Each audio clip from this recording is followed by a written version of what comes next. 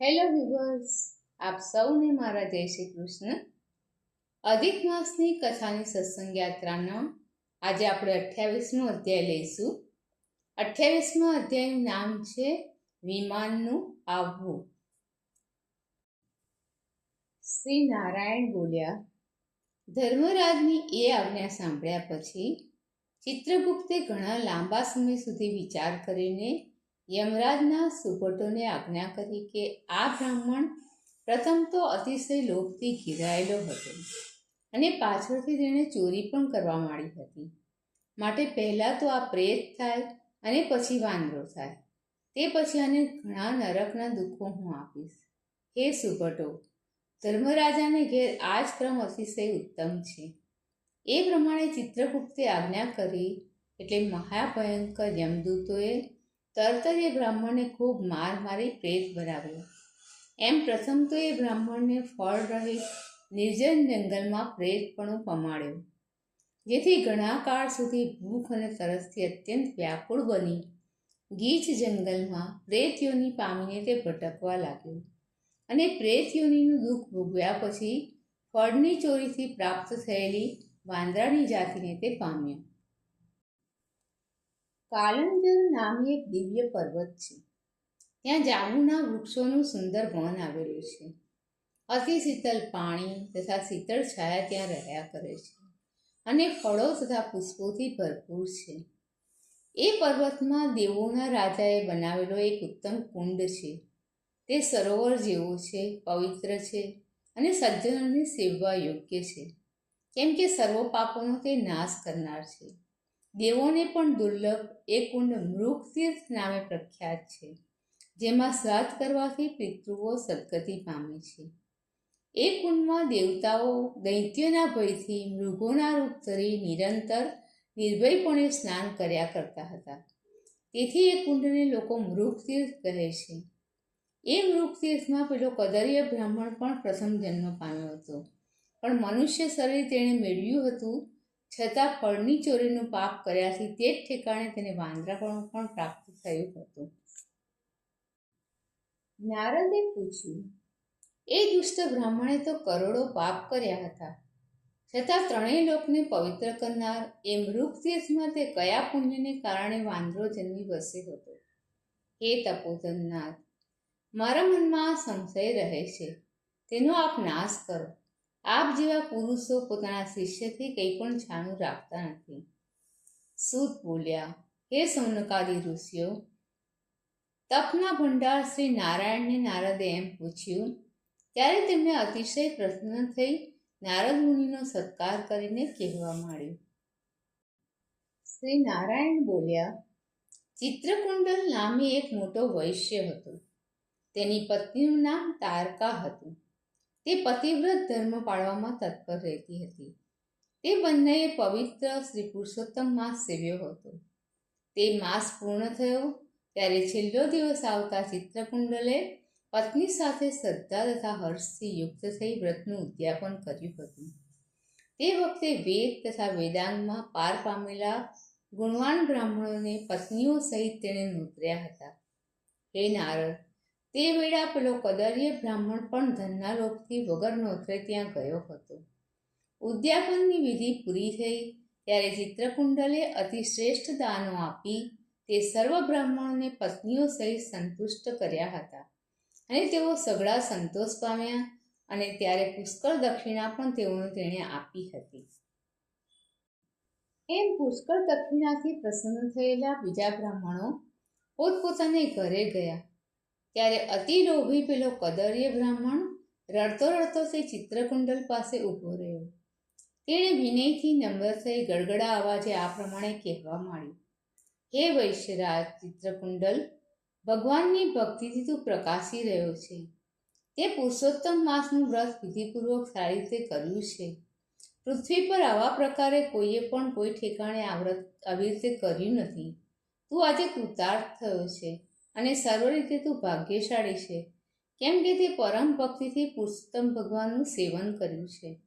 તારા પિતાને ધન્ય છે અને પતિને દેવ માનનારી તારી માતાને પણ ધન્ય છે, જેમણે તારા જેવો હરિપ્રિય પુત્ર ઉત્પન્ન કર્યો છે. આ પુરુષોત્તમ માસ ધન્ય કરતાં પણ ઘણો વધારે ધન્ય છે, જેના સેવનથી આ લોકનું તથા પરલોકનું ફળ માણસ મેળવે છે. હે વૈશ્યરાજ, તારી પૂજા જોઈ હું ચકિત થઈ ગયો છું. અહો, તે આ મોટું કામ કર્યું છે, એમાં સંશય નથી. હે પુષ્કળ દાન દેનારા, તે બીજા બ્રાહ્મણોને હસ્તી પુષ્કળ ધન આપ્યું છે, તો ભાગ્યહીન મને તું કેમ આપતો નથી? એમ તેણે વિનંતી કરી, એટલે ચિત્રકુંડલે તેને પણ ધન આપ્યું. તે લઈને એક અદર્ય બ્રાહ્મણે આનંદથી જમીનમયે દાટી દીધું. એમ એક અદર્ય બ્રાહ્મણે ત્યાં શ્રી પુરુષોત્તમ માસની મહાપૂજાના દર્શન કર્યા હતા અને ધનના લોભથી શ્રી પુરુષોત્તમ માસની સારી રીતે સ્તુતિ કરી હતી. તેથી એ પૂજા દર્શનના મહાત્મ્યથી તથા ધનના લોભથી પણ પુરુષોત્તમ માસની ઉત્તમ સ્તુતિ કરવાથી તે મૃગ તીર્થમાં વાંદરાનો જન્મ પામ્યો હતો. સૂત બોલ્યા, એમ પુરુષોત્તમ માસની પૂજાના દર્શનથી તથા ધનના લોભથી પણ કરેલી સ્તુતિથી તે દુષ્ટ વાંદરાને પણ ઉત્તમ તીર્થનું સેવન જો પ્રાપ્ત થયું હોય, તો હે બ્રાહ્મણો, જે માણસ પોતાની પત્ની સહિત શ્રદ્ધાપૂર્વક શ્રી પુરુષોત્તમ દેવનું આદર સહિત દર્શન તથા સ્તવન કરે, તો તેને ઉત્તમ ફળ પ્રાપ્ત થાય, એમાં શું કહેવાનું હોય? નારદે પૂછ્યું, હે શ્રી નારાયણ, અતિ શીતળ જળવાળા ઉત્તમ વૃક્ષોથી સુશોભિત અને ઘાટી છાયાવાળા તે મનોહર મૃગતીર્થમાં એ વાનરની જે સ્થિતિ થઈ, તેનું કારણ આપ મને કહો. શ્રી નારાયણ બોલ્યા, હે નિર્દોષ નારદ, તમે તે સાંભળવા ઈચ્છો છો, તો તે પણ હું તમને કહું છું, તે તમે સાંભળો. તેમાં પણ કંઈક કારણ છે, જેને સાંભળવાથી પાપનો નાશ થાય છે, જે તમને સર્વ ઈચ્છિત ફળ આપનાર છે. દશરથ પુત્ર શ્રી રામચંદ્રજીએ મહાસાગર પર પુલ બાંધી દુષ્ટ રાવણને માર્યો હતો. તે વેળા એકલા વિભીષણ સિવાય કોઈ પણ રાક્ષસને તેમણે બાકી રાખ્યા ન હતા. સર્વ રાક્ષસોનો સંહાર કર્યો હતો. પછી અગ્નિમાં શુદ્ધ થયેલા સીતાજીનો તેમણે સ્વીકાર કર્યો.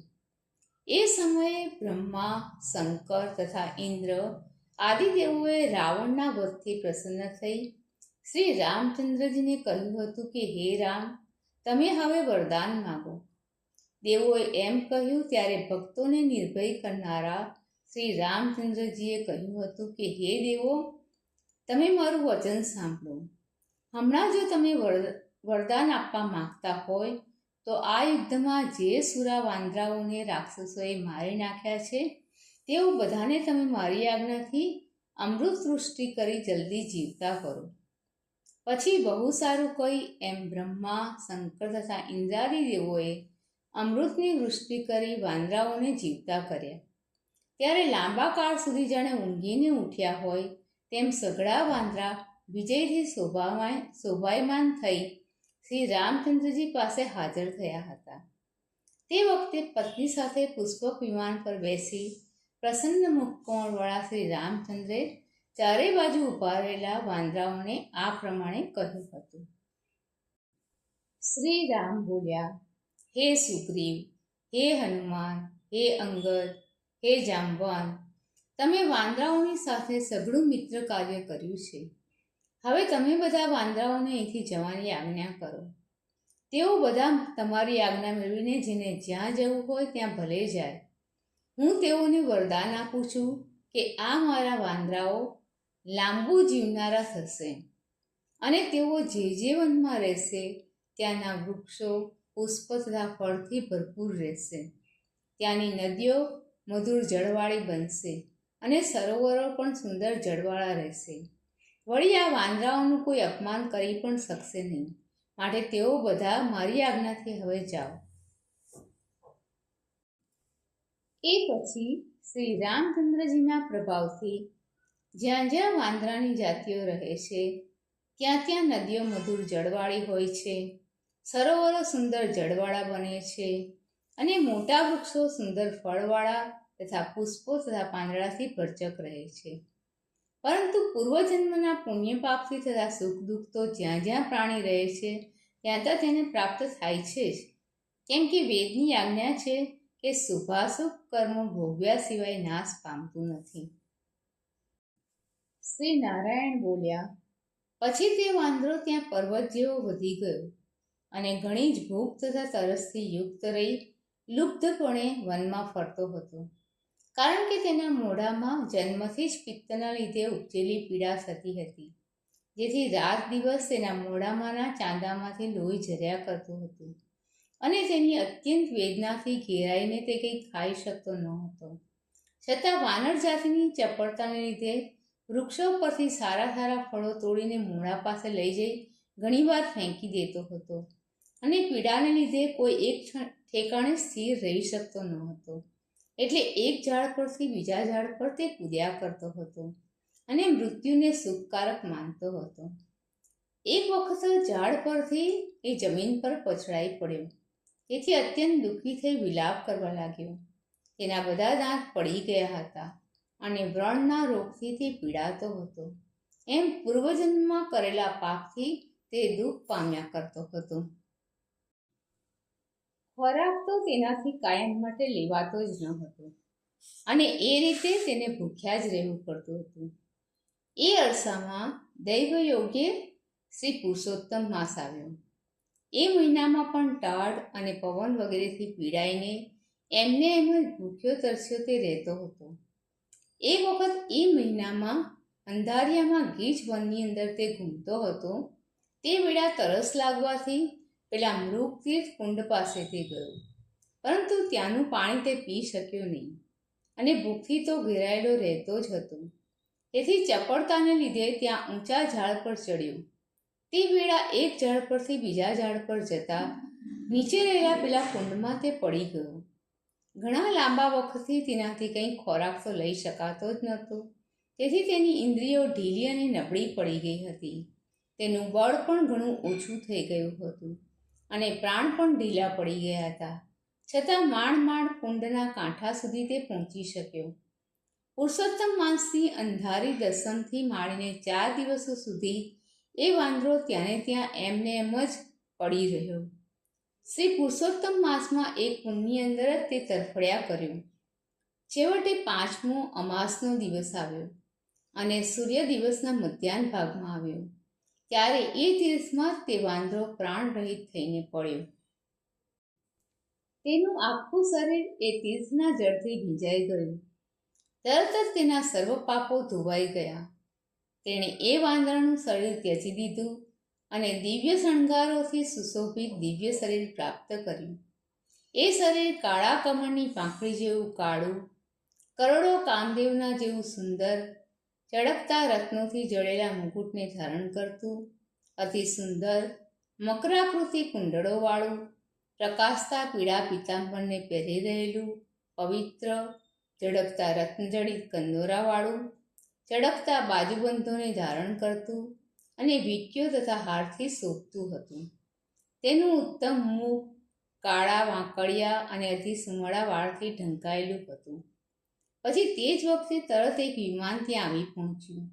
તેમાં વિષ્ણુદૂતો બેઠા હતા અને ભેરી, મૃદંગ, ઢોલ, વાંસળી તથા વીણાના મોટા મોટા શબ્દો થઈ રહ્યા હતા. તેની આગળ દેવાંગનાઓ નૃત્ય કરતી હતી અને ગંધર્વો તથા કિન્નરો ગાન કરી રહ્યા હતા. એ વિમાનને જોઈ પેલો મહાભાગ્યશાળી વાંદરો તો અત્યંત વિસ્મય પામ્યો. પોતે એવા દિવ્ય દેહને ધારણ કરનાર બન્યો હતો, તેથી એ વિચારમાં તો પડ્યો જ હતો કે મને મહાપાપીને આવું દિવ્ય શરીર કયા કારણે પ્રાપ્ત થયું છે અને વળી આ વિમાનનું સુખ તો અતિશય મહાન પુણ્યશાળીને જ પ્રાપ્ત થાય છે. એમ તે વિચાર કરતો હતો. તેવામાં તો કોઈ એક અપ્સરાએ આવી તેના પર ચંદ્ર જેવું પ્રકાશનું છત્ર ધરી દીધું. બીજી 2 અપ્સરાઓએ હર્ષના ચામરો ઢોળવા માંડ્યા. એક અપ્સરા પાનનું બીડું લઈ હાજર થઈ. કેટલીક અપ્સરાઓ તેની આગળ નૃત્ય કરવા લાગી. કોઈ એક અપ્સરા ગંગાજળથી ભરેલી સોનાની જારી હાથમાં લઈ તેની આગળ ઊભી રહી અને કેટલીક અપ્સરાઓ તેની આગળ ગીત ગાવા લાગી તથા વાજિંત્ર વગાડવા તત્પર બની. પોતાનો એવો વૈભવ જોઈ એ વાનર તો જાણે ચિત્રમાં ચિત્ર્યો હોય એવો સ્તબ્ધ જ બની ગયો અને વિચારમાં પડ્યો, મને દુષ્ટ બુદ્ધિવાળાને તથા પુણ્ય રહિતને કયા પુણ્યથી આ બધું પ્રાપ્ત થયું છે? મારું એવું કોઈ પુણ્ય નથી કે જેથી હું શ્રીહરિના પદને પામું. શ્રી નારાયણ બોલ્યા. મોટા સુખના ભંડાર એ દિવ્ય વિમાનને જોઈ એ પ્રમાણે તે વિચાર કર્યા કરતો હતો અને તેનું મન આશ્ચર્ય પામ્યું હતું. તે વખતે તેના હૃદયના ઊંડા વિચારો જાણી લઈ બે વિષ્ણુદૂતો તેની આગળ હાથ જોડી વિનય સહિત ઊભા રહ્યા અને વાંદરાનું શરીર છોડીને આગળ ઊભા રહેલા તેના ચરણમાં નમસ્કાર કરીને તેઓ સુંદર વચન બોલ્યા. ઇતિ શ્રી બૃહન્નારદીય પુરાણ વિષયના પુરુષોત્તમ મહાત્મ્યમાં વિમાનનું આવવું નામનો 28મો અધ્યાય સમાપ્ત. દર્શક મિત્રો, આપ સૌને મારા જય શ્રી કૃષ્ણ. ફરીથી મળીએ અધિક માસની કથાની સત્સંગ યાત્રામાં એક નવા અધ્યાય સાથે.